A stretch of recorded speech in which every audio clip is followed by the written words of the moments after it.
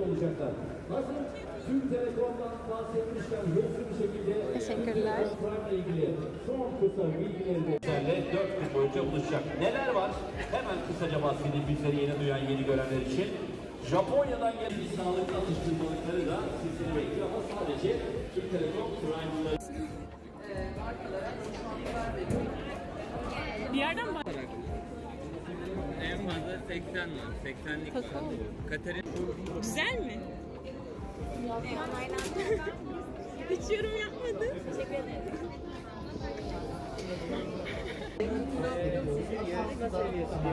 Sirkeli karbonatlı dağılma 15 dakika kadar aslında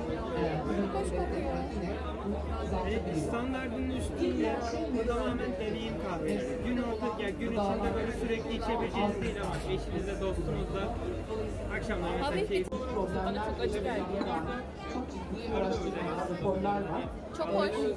Şunu beğendim ama.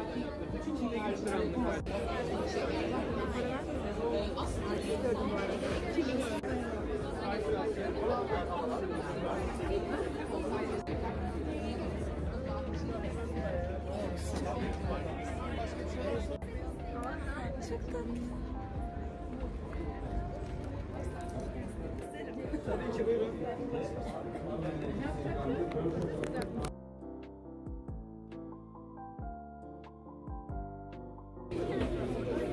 Kaşların hala çatık Ali, kaşlarını rahat bırak.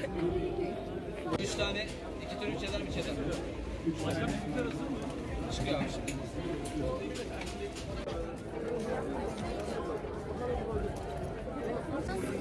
Evet.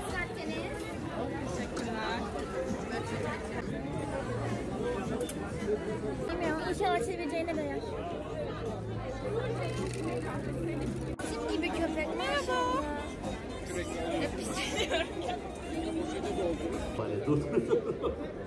Zaten nereye? Anadolu'da Sonat Bey. Herkesin hayali. Bakalım Sonat Bey bu hakkında bilgi verecek. Sahnesi buyurun. Herkese hoş geldiniz. İstanbul Halk Festivali'nin 11.si. Biz de Michael Escobarista markaları olarak 11 yıldır festivalde. Resim gibi köpek ama sanki tuvalin içinden çıkmış gibi.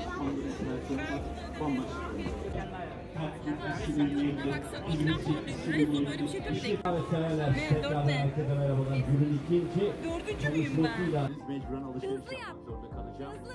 Evet sevgili Yasemin Tarım. Eğer beni duyuyorsanız kredi kartınız düşmüş şu anda sahnede benim elimde. Onun sizlere bilgisini verelim. Ilgaz Bey'den alabilirler değil mi? Evet Ilgaz Bey'den alabilirler. Teşekkürler. Bak anne bardak at.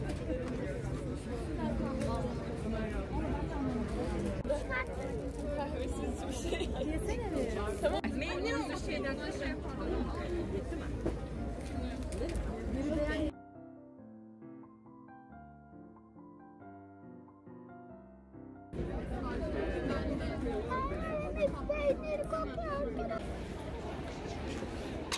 Gözlerim yandı.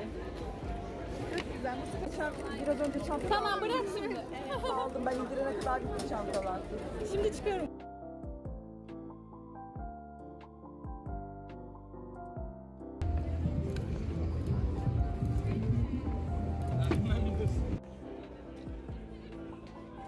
Yaklaşacak mı?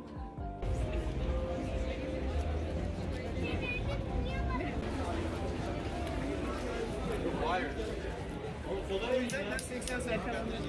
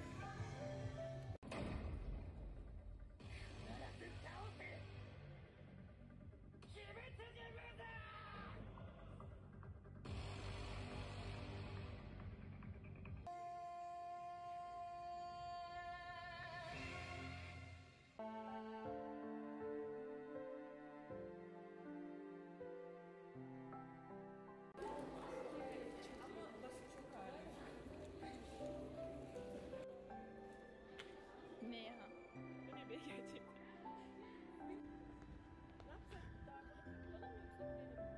Vakit varsa kahve içelim. Çocuğun birisi bizi durduracak. Abla kıyafetlerinizi nereden aldınız?